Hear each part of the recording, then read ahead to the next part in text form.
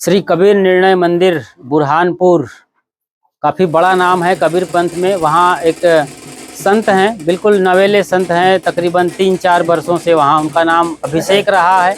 अभिषेक के घर में है, आज उनका नाम मधुरेश्वर साहेब है। उस वक्त मैं वहाँ मौजूद था जब वो उनको वेश दिया जा रहा था बुरहानपुर के गद्दी आश्रम में। आज उनके घर आए हुए हैं, ये घर उनके परिजन लोग यहाँ नज़र आ रहे हैं। अभी अभी यहाँ सत्संग संपन्न हुआ है। इस वीडियो में हम बीच बीच में सत्संग भी सुनाते रहेंगे और भजन भी, और बाकी जो कुछ घटनाएं हुई है उसको सबको दिखाएंगे। लेकिन साथ साथ उनके मधुरेश्वर साहब के उनके परिजन से, उनके मम्मी से, उनकी माँ से, पिताश्री से, उनकी बहन से, उनके भाई से बात करेंगे। और पूरा घर बैरागी है, सब बैराग लेना चाहते हैं, सब साधु संतों के चरण शरण होना चाहते हैं। अद्भुत घर है यहाँ, सब के सब बैरागी, सब घर बार छोड़ देना चाहते हैं। कैसी स्थिति आने की संभावना दिखती है उनकी बातों से, आसपास के लोगों के भावनाओं को आप समझ सकते हैं। ये उनके पिताजी हैं, जरा इधर आइए, पहले इनसे बात करते हैं और फिर उनके बाकी लोगों से। तो आपका जो बेटा है उनका रियल नेम क्या था घर में? अभिषेक। अभिषेक जी। तो हाँ, अभिषेक वर्मा वो लिखा करते थे। साधारण सी बात है, गांव और गांव की बातें हैं और भारत की परंपरा है तो वो लिखते थे। खैर, तो वो उनके अंदर कैसे भावना पैदा हुई कि उन्हें संतों में जाना है? उनको बैराग कहाँ से हुआ?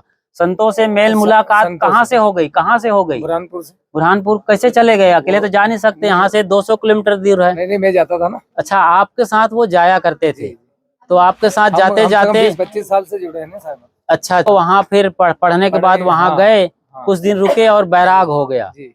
और उनका भाई जो क्या नाम, अंकित, वो भी चाहते हैं, क्या आप भी चाहते हैं कि वो भी साधु हो जाए? मैं तो चाहता हूँ, कोई नहीं बने तो ऐसा थोड़ी जबरदस्ती नहीं है। हाँ हाँ, कोई तो बन सकता किसी है। को जबरदस्ती भेजा नहीं जा सकता। ये ऐसा मार्ग है कि ऐसा नहीं है कि ये डिग्री आप भी ले लो, डिग्री लेने के धक्का मार के पैसा लगा के घूस दे के आप किसी कंपनी में या सरकारी नौकरी में भेज सकते हो, लेकिन इस लाइन में नहीं भेज। हाँ, वो उनकी मर्जी होगी तो जाएंगे। उनकी बहन है वर्षा, वो उनके साथ आप बातचीत करते हैं अपनी बेटी के साथ, तो कैसे लगता है उनकी सोच? बढ़िया है, उनकी भी सोच अच्छी है। अभी हम वर्षा से भी बात करेंगे, अंकित से भी, उनकी मम्मी से यानी डॉक्टर साहब की श्रीमती से भी बात करेंगे। वो सब कुछ दिखाने वाले हैं। आप लगातार अपने पसंदीदा यूट्यूब चैनल खुशहाल जिंदगी टीवी के साथ बने रहें और इस घर परिवार की अद्भुत कहानी से रूबरू होंगे आप, और शानदार नज़ारे भी, सदगुरु आचार्य महान साहेब के संभाषण भी हम सुनाएंगे आपको, उनके आशीर्वचन भी और बाकी संतों के भी। तो अंत तक इस वीडियो को देखना है बिना स्किप किए। क्या पता आपके घर से भी ध्रुव प्रहलाद पैदा हो जाएं, बुद्ध महावीर पैदा हो जाएं, कबीर और नानक सूर तुलसी पैदा हो जाएं और राबिया सहजोबाई मीराबाई भी दिखाई दे, जो इन बच्चों के अंदर अभी छुपे हुए हैं। क्या पता इनमें से कौन भारत नेतृत्व करने के लिए कल खड़े हो जाएं। तो इन्हीं उम्मीद के साथ चलिए शुरू करते हैं इस वीडियो को और सुनते हैं, समझते हैं पूरी कहानी इस घर की, बैरागी घर की। अभिषेक का ये घर है। अभिषेक नाम था उस बच्चे का जो आजकल कबीर निर्णय मंदिर बुरहानपुर में रहते हैं, और उनका ये पूरा परिवार, रिश्ते नाते सारे लोग यहाँ पर आए हुए हैं। तो अभिषेक का ये घर है, बस 2 कमरे, उधर एक कमरा दिख रहा है, ये रसोई घर है और ये एक सत्संग हाल।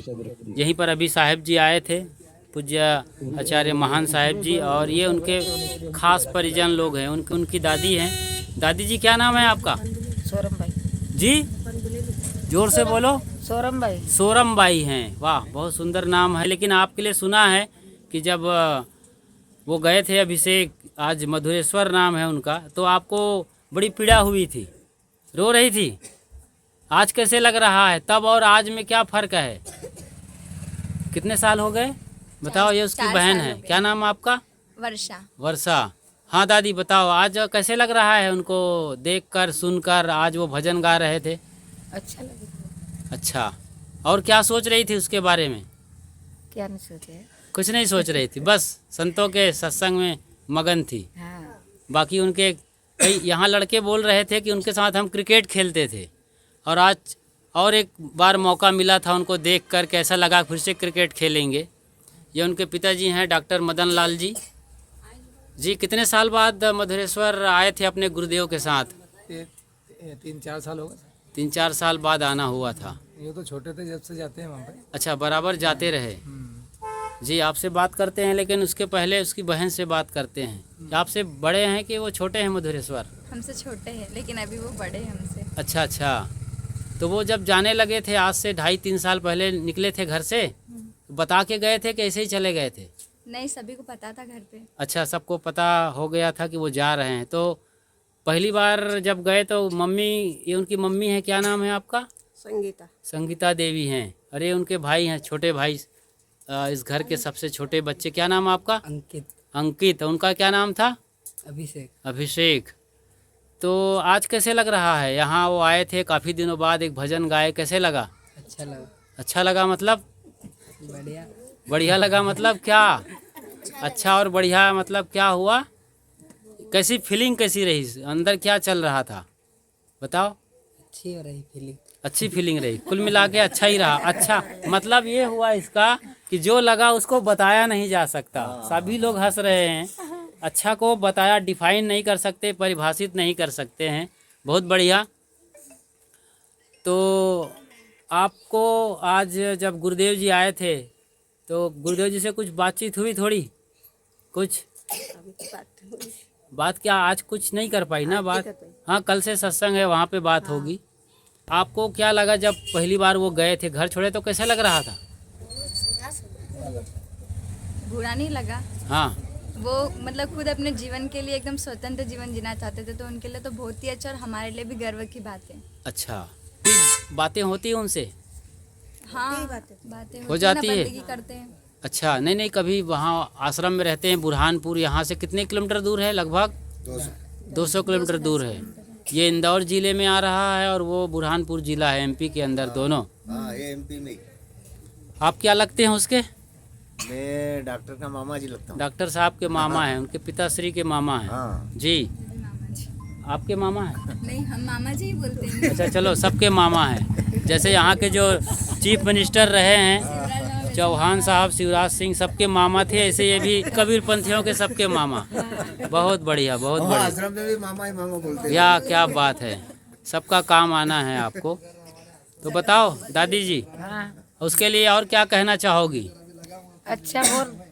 हाँ हाँ, उसके लिए क्या संदेश दोगी? यदि संदेश मांगा जाए अभी मधुरेश्वर के लिए, क्या संदेश दोगी आप? अच्छी बात है कि अच्छी बात है, अच्छा रहे, अच्छा जिए, हाँ। अच्छा भजन करे। हाँ, आप उसके लिए क्या सोचती है? उसकी माँ से पूछते हैं अच्छे जी। अच्छी नहीं, अच्छे सत्संग सुनाते हैं, अच्छे लगते हैं हम।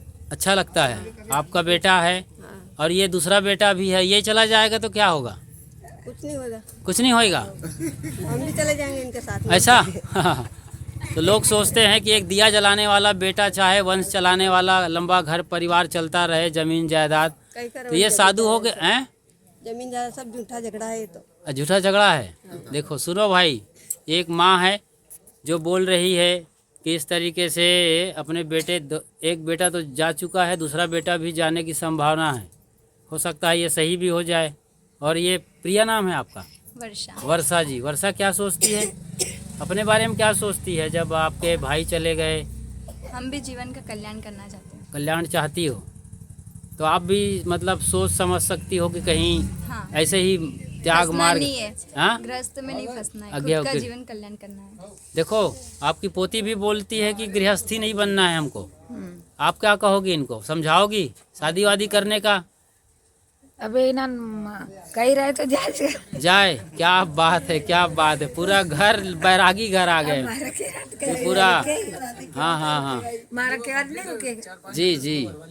तो ये घर वाले की सोच और सपना कुछ ऐसा है कि सब जाके बैराग मार्ग में अपना कल्याण करें, जैसे कि माता मदालसा ने अपने सभी बच्चों को त्याग ज्ञान का मार्ग बता दिया था। मतलब कितने दिन से रह रहे हो तो वैराग में ही रहते हैं यहाँ। वैराग में ही रहते हैं। हाँ। ऐसा बहुत बढ़िया है। और ये इधर से कौन जाने वाला है? हाथ उठाओ। है कौन है? कौन कौन जाने वाले हैं? साधु कौन कौन बनेगा? साध्वी, साहेब, साहेब बनोगी? हाथ उठाओ, हाथ उठाओ। साहेब बनने वाले अभी बच्चों की अभी पकड़ से बाहर है। हाँ चलिए, बहुत बढ़िया। मामा जी भी, जिनकी उम्र हो गई है अब, हाँ इनको वानप्रस्थी हो जाना चाहिए इस उम्र में, क्योंकि ये 50 साल कंप्लीट कर चुके हैं, 60वां चल रहा होगा। हाँ 60। फिर भी चलिए, उम्मीद करते हैं कि आपके घर से कोई ना कोई इस तरीके से साधु संतों के प्रेमी बन करके और सत्संग करते हुए आश्रम के ओर रुख करेंगे और आश्रम में रहकर अपना कल्याण का मार्ग। और डॉक्टर साहब आप क्या कहना चाहेंगे? आज बड़ा कार्यक्रम हुआ आज आपका, आपका सुनता हूँ पास में आश्रम है, क्या नाम है आश्रम का? मेरे को सभी जानते हैं, बोलूँ थक जाएंगे लोग। अच्छा हाँ, बहुत सुंदर। मैं यूँ सोच रहा हूँ जी कि जो भी अपना कल्याण करना चाहे कर सकते हैं, ऐसा कोई अपने मेरा बंधन नहीं है। तो कोई किसी का नहीं है संसार में जी। जो आए सबको जाना ही है। अच्छा भाई कोई भी अज्ञानी को अगर चेताएगा तो मतलब जैसे कि नौकरी पैसी करेगा या कमा के खाएगा, हाँ, है ना, तो वो खाली अपना जीवन का निर्वाह करेगा, हाँ हाँ और यूँ कितने लोगों का कल्याण करेगा जी। मेरा एक मेन मकसद ये है, बाकी ऐसा कुछ नहीं है। वो तो कहने की बातें हुए सब। अभी जैसे 4-5 साल हो गए उसको गए हुए वहाँ से, यहाँ से जी। बोलते भाई मेरा वो लगता, कोई अभी तक जाके खबर लेने नहीं गया वहाँ पे। अच्छा हाँ हाँ, इनके रिश्ते नाते और जो दूर दूर के हैं वो अभी मामा जी और हम दोनों, हाँ। मामा जी ही खड़े हैं। हाँ हाँ मैं पूरे उज्जैन जिले में पम्पलेट बांट के आया हूँ अच्छा कि भाई ऐसे नहीं आएगा तो गुरुजी भी आ रहे बड़ा, और आपके जो साधु बन के गया परिवार में से वो भी आएगा जी। तो अब देखते हैं कितने आए क्या है। ऐसा भाई मान नहीं जा पाए तो यहाँ आ जाओ, हाँ हाँ देख लो अपने और बहुत से लोग बोलते हैं अपने भांजे को देख लो और बच्चे को देख लो, नाती पोते और पता नहीं क्या क्या रिश्ते नाते हैं उनके, किसी के चाचा किसी के मामा। अच्छा बहुत से लोग बोलते हैं कि भेज दिया उसको इन लोगों ने। अच्छा और भेज के गाड़ी ले आए। हाँ, गाड़ी ले आए। हाँ गाड़ी ले आए तो वो तो वही देखेगा जब पता चलेगा उन लोगों को क्या करा मैंने और उसने क्या करा है ना। तो पहली बार जब वो जाने के बारे में बोला तो आपको कैसे लगा? मेरा क्या थोड़ी स्टोरी लंबी होगी। हाँ थोड़ा बताओ थोड़े में बताइए ताकि हमारे जानने सुनने वाले समझ। उसकी जो पढ़ाई खत्म हो गई, हाँ पढ़ाई के बाद मैंने बोला क्या करना अपने को, मतलब जो है वो बी फार्मा करो। बी फार्मा करो मतलब 12th तक कंप्लीट कर चुका था, कॉलेज में बी फार्मा करना था बायो से। हाँ बायो से 4 साल के बाद आप डॉक्टर वो बन के आओ, मेडिकल खोलेंगे और छोटा वाला है वो डॉक्टर बन जाएगा। अच्छा अच्छा, मेरे को छुट्टी दे दो। हाँ हाँ। तो वो बोले कि नहीं यार एक बार गुरुजी से मिलवा के आ जाओ मेरे को। अच्छा मैंने कहा ठीक है मिलवा देंगे, मिलवाने में क्या हो रहा जी। मिलवाने गया तो ठीक है, गुरुजी बोले कि ठीक है छोड़ दो 2-4 दिन, महीना 2 महीना। तो छोड़ दिया उसको। तो वहीं फिर फोन लगा, मैंने कहा क्या है, तो बोले कि कहीं नहीं अभी तो मैं पढ़ रहा हूँ, फिर देखूँ बाद में आऊँगा। अच्छा फिर मैं गया तो बोले अभी मैं नहीं आ पाता। आप हैं मधुरेश्वर साहिब जी, तो आपके अंदर किस तरीके से बैराग का जन्म हुआ? जब आप घर में रह रहे थे, दूर दूर तक संतों का पता नहीं था, तो कैसे आपके भीतर वो अंकुरण फूटा जो बैराग में ले गए और आज एक बड़े नाम है आप अपने आश्रम में? जो माता पिता थे वो कई पंथी थे, जुड़े हुए थे जी। और संत महापुरुषों के आश्रम में जाते थे, घर पे भी संत लोग आते थे। तो जब बुरहानपुर जाते तो वहीं से आना जाना हुआ, वहीं रुके तो फिर वहीं से ज्ञान समझ में आया। अच्छा, तो कौन सी बात आपको लग गई, गुरुदेव जी की या किताबों की जो बड़े संतों ने लिखा है, आचार्य सदगुरु पूरण साहेब और बाकी काशी साहेब, आचार्य राम स्वरूप साहेब, कोई किताब या धर्म ग्रंथ की बात लगी या ग्रंथों का मनन चिंतन तो करते रहते, कभी कभी घर पे भी मैं वैराग तक पढ़ते रहता था। अच्छा, घर से ही पढ़ रहे थे? हाँ। तो कौन सी बात आपको ज्यादा लगी, कैसे कहाँ पे लगी, कैसी चोट लगी, मतलब भीतर जो एकदम जैसे आग लगा देता है, चिंगारी भड़का दिया और आप लग गए कि अब बिल्कुल घर त्याग देना है, ऐसी कौन सी बात आई? वो बहुत सी बातें होती रहती कि बच्चे की शादी, बहुत से जैसे घर के नहीं लेकिन आसपास के लोग बात करते हैं, देखते हैं गाँव में। हाँ। तो ये तो शुरू से बोल रहा था कि इस झंझट में किसी में फंसना नहीं है, साधु लाइन में जाना है। हाँ हाँ हाँ। अच्छा, अभी जो नए बच्चे जो सोचते हैं कि हम भी कहीं कभी आश्रम जाएं, संतों के साथ रहें, रह पाएंगे कि नहीं रह पाएंगे, तो उनके लिए क्या कहेंगे आप? उनके अंदर कैसे ये बैराग का भाव उठे, उनके लिए बोलिए कोई लाइन की उनके अंदर की चिंगारी 16 बन जाए। और उनको जितना समय मिले उतना सत्संग में जाना चाहिए, या कोई अच्छे जो मोबाइल चलाते हो तो उसका ही सदुपयोग करना चाहिए। हाँ। अच्छे संत गुरुजनों का भजन प्रवचन और संत गुरुजनों के सानिध्य में जाना चाहिए। अच्छा, तो उनके अंदर भी वो बात आ सकती है ना, क्योंकि हर आदमी के अंदर संभावना है कि वो अध्यात्म के शिखर में जाकर अपना जीवन कल्याण कर सके। अच्छा, बीजक पढ़ने लग गए, कबीर साहित्य पढ़ने लग गए, बीजक पूरा मुखाग्र याद कर लिया, निर्णय सार कर लिया है और पंचग्रंथी कर ली है जी। और ऐसे वैराग शतक संध्या पाठ सभी ग्रंथ उनने कर लिया है। अच्छा अच्छा। और सत्संग भी अभी गुरुदेव की कृपा से, अभी यहाँ समय नहीं था, हाँ, समय का अभाव था, फिर भी इसके कारण सत्संग हुआ। एक भजन हुआ है। हाँ हाँ। ठीक है, और भी संत महात्मा वहाँ पे 31 दिसंबर 1 जनवरी का प्रतिवर्ष हम 17 साल हो गए हमको वहाँ पे भंडारा करते हैं। कहाँ वहाँ? ये श्री कबीर पार्क मंदिर जलरा कांकड़। ठीक से बोलिए, एड्रेस ठीक से बताइए लोग ताकि कभी आ सकें। श्री कबीर पार्क मंदिर जलरिया मेठवाड़ा कांकड़।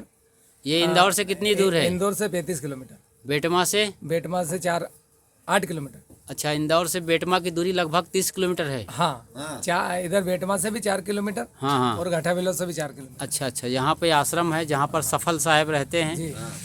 तो ये इनके घर के कुछ फोटोग्राफ्स हैं, आप देख सकते हैं। इनके पूरे परिजन यहाँ पर आचार्य श्री से बंदगी कर रहे हैं और आशीर्वाद ले रहे हैं बंदगी करते हुए। बाकी संत गुजन इस घर में कितनी बार आए हैं आप अंदाज़ा लगा सकते हैं इन फोटो और तस्वीर को देख करके। इसी तरीके से ये तस्वीरें सब कुछ बयान कर रही है। और ये डॉक्टर मदन वर्मा साहब का पूरा ये और LIC भी करते हैं वो एजेंट के रूप में, तो बहुत कुछ कर रहे हैं। और इनका शील्ड जीता हुआ, छोटा सा घर लेकिन सजा दिया आज। और सब इसके जीते हुए जी उनका जीता हुआ मेडल है। और इधर भी वो इनका ये सर्टिफिकेट है, ये डिग्री कहाँ BEMS कहाँ से किए? देवास से कि इंदौर से? भोपाल राजधानी से आपने किया है ये सारा कुछ। आज ये लाइट काफ़ी कुछ चमका रहा है। बाकी ये श्री परीक्षक साहब जी जो दिल्ली में रहा करते थे, एक बड़े नाम बुरहानपुर से। ये सतपाल साहब जी जो वर्तमान में अभी चितावा आश्रम राजस्थान में। और ये सफल साहब हैं, यहाँ से तकरीबन कितने 2 किलोमीटर 2.5 किलोमीटर दूर आश्रम में रहते हैं। और ये घर गाड़ी आपकी है डॉक्टर साहब? हाँ, मेरी उधर खड़ी पड़ी है, अपने साहब की अपनी है। अच्छा अच्छा अच्छा अच्छा। वो भी ये दवा खाना उनका? आपको छोड़ने के लिए दे गए हैं। अच्छा अच्छा। ये इनका जीवन बीमा प्लस दवा खाना सेंटर। और ये उनका गांव है, अभी रात के सन्नाटे में डूबता चला जा रहा है। ठंडी घाटा बिल्लो चौकी दतोदा रोड।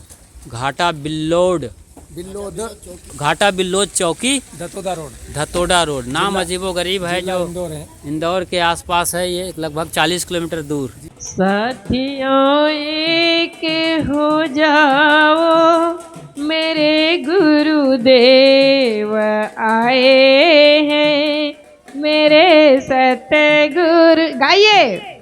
साथियों एक हो जाओ मेरे गुरुदेव आए हैं, मेरे गुरुदेव आए। साथियों एक हो जाओ मेरे सतगुरु आए हैं, मेरे गुरुदेव आए हैं। बहारों फूल बरसाओ मेरे गुरुदेव आए हैं, मेरे गुरुदेव आए हैं। साथियों एक हो जाओ मेरे गुरुदेव आए हैं, मेरे गुरुदेव आए हैं। ये लाली लाल साहेब की जहाँ देखूं तो लाली है। ये लाली लाल साहेब की जहाँ देखूं तो लाली है।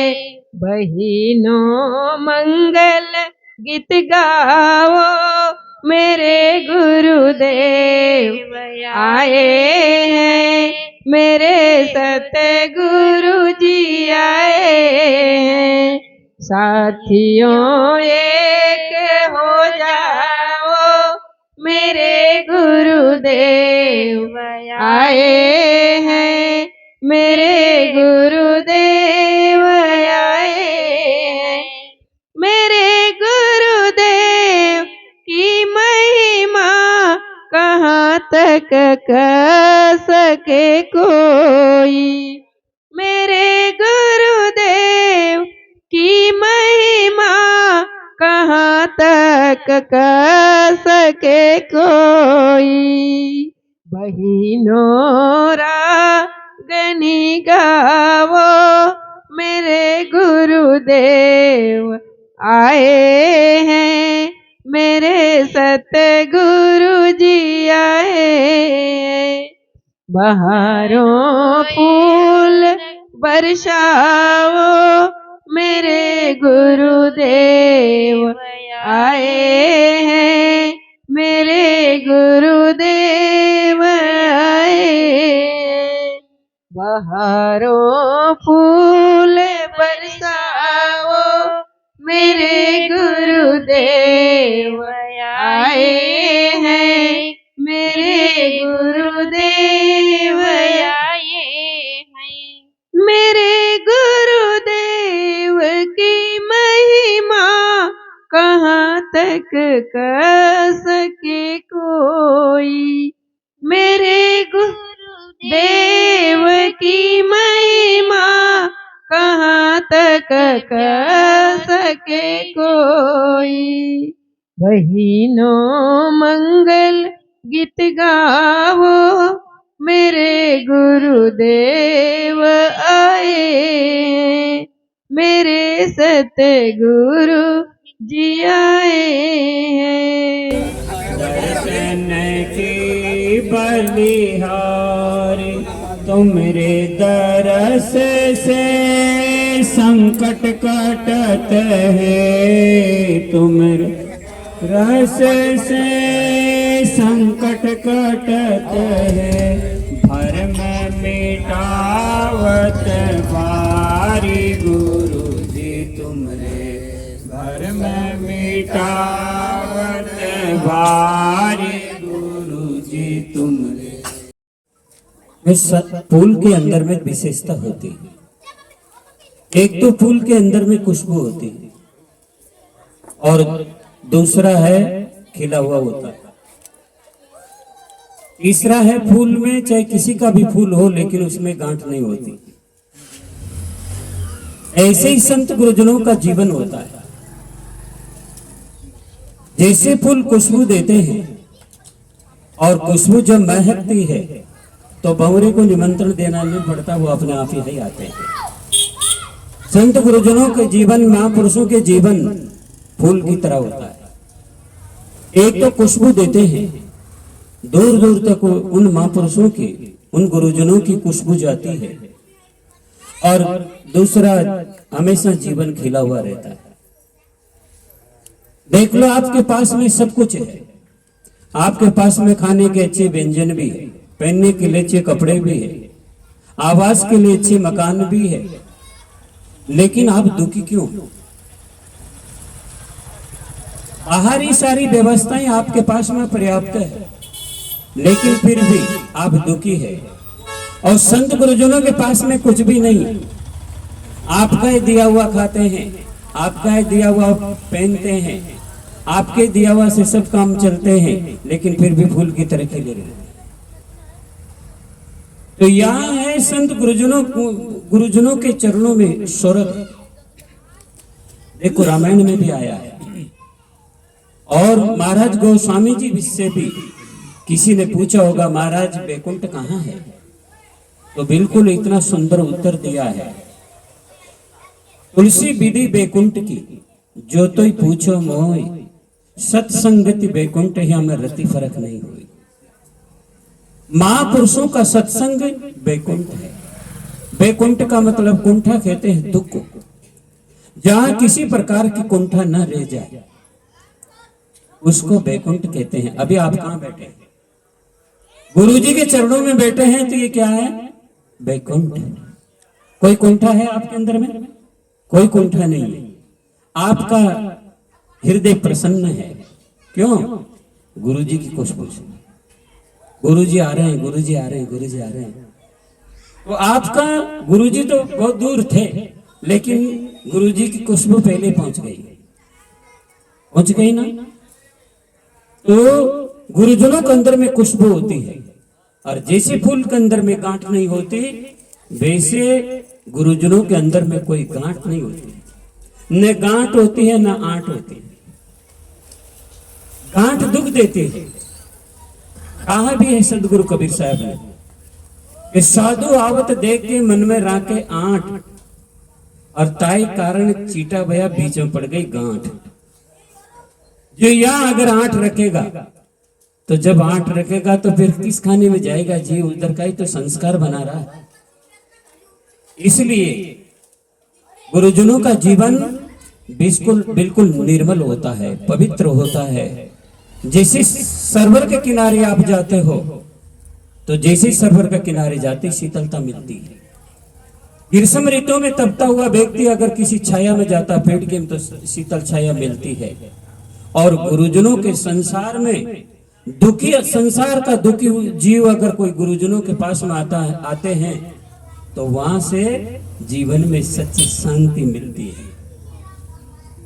अगर जीवन में सब कुछ मिल जाए, अगर शांति नहीं है तो सब पाया हुआ, सब करा कराया सब निष्फल है, सब बेकार है। हमारा जीवन का मूल है शांति। आप मकान बनाते, मकान सुंदर है, मकान में शांति नहीं है। सब साधन आपके पास में उपलब्ध है पर आपके पास में शांति नहीं है। इन गुरुजनों के चरणों में हमें शांति मिलती है, गुरुजनों के चरणों में शांति मिलती है। वो कहा जाता है कि एक व्यक्ति नई साइकिल लेकर के बाजार में जा रहा तो पैदल पैदल जा रहा, तो किसी ने पूछा भाई साहब आपकी साइकिल के क्या पैदल नहीं है कि पैदल है? ट्यूब टायर भी है, सीट कवर भी है, इसमें हवा भी है कि जब इस साइकिल में ट्यूब है, टायर है, हवा है, सब कुछ है, फिर भाई साहब तो आप इसमें बैठ क्यों नहीं जाता? कि भाई साहब इसमें सब कुछ है लेकिन चैन नहीं है, चैन चैन चैन। संसार के लोगों के पास में साधन सब है लेकिन चैन नहीं है, चैन चैन। इन गुरुजनों के पास में आने से हमें चैन मिलती है, शांति मिलती है। संत गुरुजन इस घर में पधारते हैं, आते हैं, वहां पर जागृति होती है, जगे हुए लोग रहते हैं। और जहां संत गुरुजन नहीं आते वहां पर सोए हुए लोग रहते हैं। जगे हुए लोगों की और सोए हुए लोगों की पहचान क्या है? जो जगे हुए लोग हैं वो सत्संगी होते हैं, विवेक विचारमान होते हैं, उनका खान पान अच्छा होता है, उनके अंदर अष्ट महासदगुण होते हैं। और जो सोए हुए लोग होते हैं वो मांस खाते हैं, शराब पीते हैं, जुआ खेलते हैं, सट्टा लगाते हैं, घर में कलेश भी रहती है, लड़ते झगड़ते रहते हैं। ये पहचान है जगे हुए लोगों की और सोए हुए लोगों की। जो इस विधि को, जो संत गुरुजनों की जो विधि है, जिसको जो अपनाता है, जो सत्संग में जाकर के सत्संग के अनमोल वचनों को सुन करके अपने हृदय में जो उतारता, उससे हृदय की गांठ खुल जाती है। हृदय में बहुत गांठ है, काम की, क्रोध की, लोभ की, मोह की, आशा, तृष्णा, छल, छिद्र, कपट की, ये गांठ है। ये कहां खुलती है? सत्संग में खुलती है। और संत गुरुजन ही इन गांठों को खोल सकते हैं और कोई नहीं। सारे संसार में ऐसे लोगों का जमघट है कि वहां पर जाते ही शांति तो महसूस होती है लेकिन मिलता कुछ नहीं। जैसे गंगा नहाने के लिए लोग जाते हैं, पैरों में जूते चप्पल भी नहीं पहनते, बड़ी खुशी से जाते हैं, और जब पैरों में फोले पड़ जाते हैं बहुत दुखी बिलख के रोते हैं।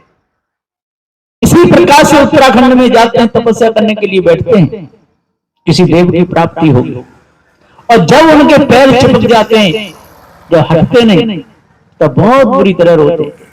और जब वो गुहाएं साफ होती हैं, कम से कम ट्रक के ट्रक, और वो हड्डियां और लाश निकलती, वर्षा से पहले वो गुहाएं साफ की जाती है। वो लोग कौन है? वो सोए हुए लोग हैं। जगे हुए घर में रहते हैं तो माता पिता की सेवा करते हैं, बुजुर्गों की बात मानते हैं, सत्य न्याय को समझते हैं, सत्संग करते हैं, संत गुरुजनों को बुलाते हैं। और सोए हुए लोग होते हैं तो वो किन को बुलाते हैं मालूम? जो हड्डियों को गले में डालते हैं, तो मुर्दा की खोपड़ी में खाते हैं, तो मरगटी में जाकर के अपना आसन लगाते हैं, ऐसे लोगों को बुला करके घर में और पूजा करते हैं। अब बताओ वो क्या सिखाएंगे? तो स्वयं भूले हुए हैं तो दूसरे को तो भूले में डालेंगे ही डालेंगे। इसलिए अपने आप को जानना चाहिए और संत गुरुजनों से सत्संग करके और भूल को मिटाना चाहिए, तब पूर्ण शांति मिलेगी, नहीं तो और उपाय से मिलने वाली नहीं है। तो आज 30 तारीख है, ये डॉक्टर साहब का घर है, यहाँ पर गुरुदेव पधारे हैं, आप लोग सब आए हैं संत गुरुजनों के वचनों को सुन करके हृदय की कालमा को दूर करना चाहिए। बोलिए श्री सद्गुरुदेव की जय।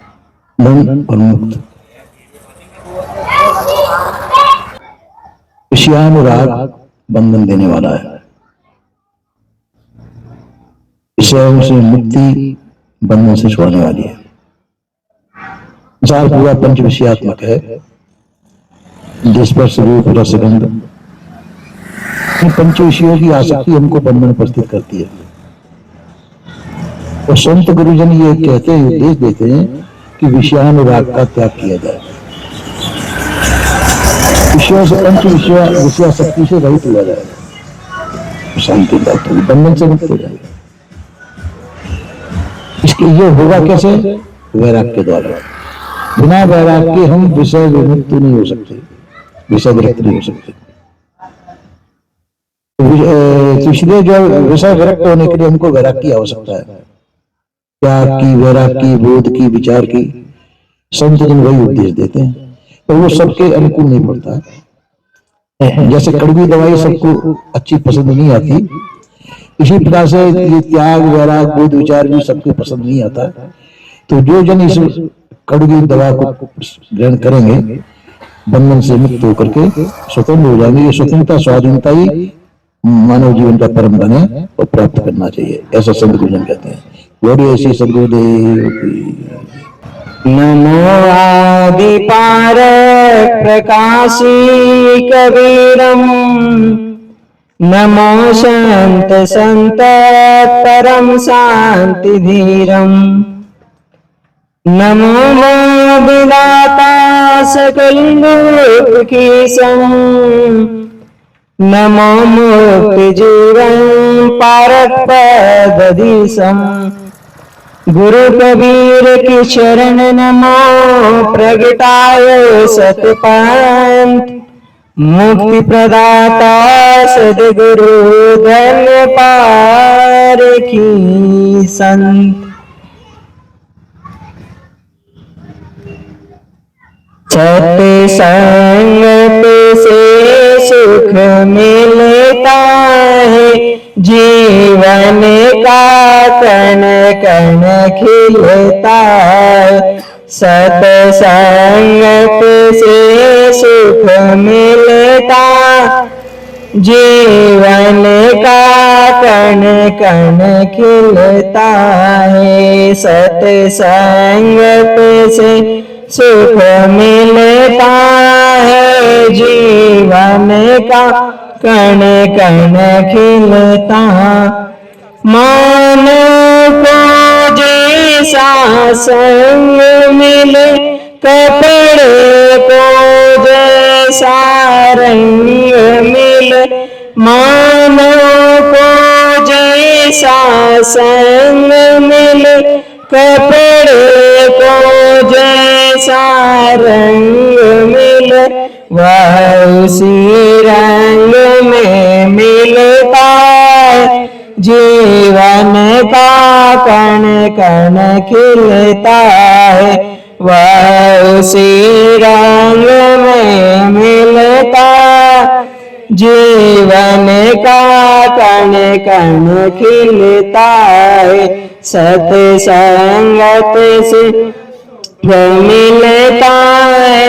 जीवन का कण कण खिलता।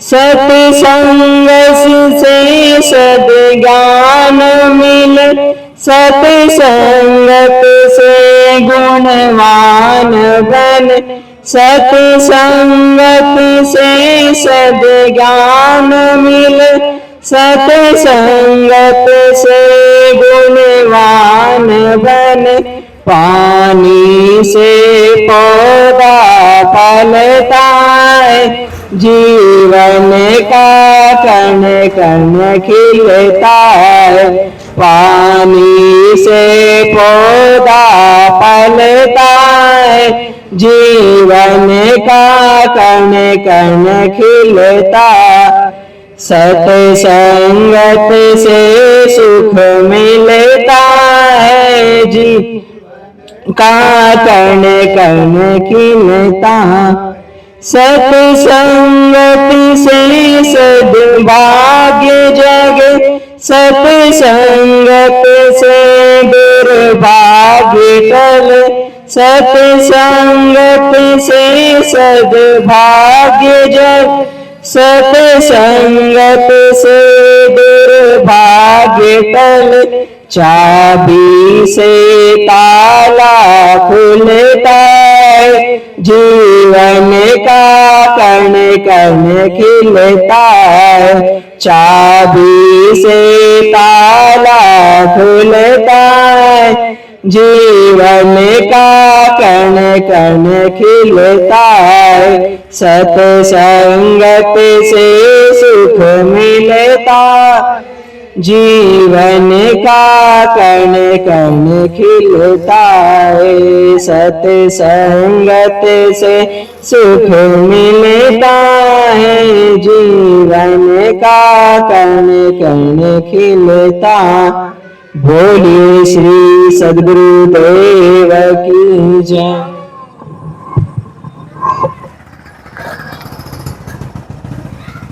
देखो हमारे बीच में छोटे से महात्मा मद्रेश्वर साहब, मद्रेश्वर जी बहुत सुंदर आपके बीच में।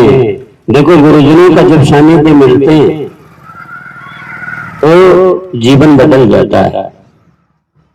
तो आप लोग महिला वाले सोचते हैं कि बच्चा कहाँ चला गया भाई, किसके पास है, कहाँ है, ऐसे सोचते होंगे। तो आज देखो आपके बीच में है। दादी जी ज्यादा चिंता करें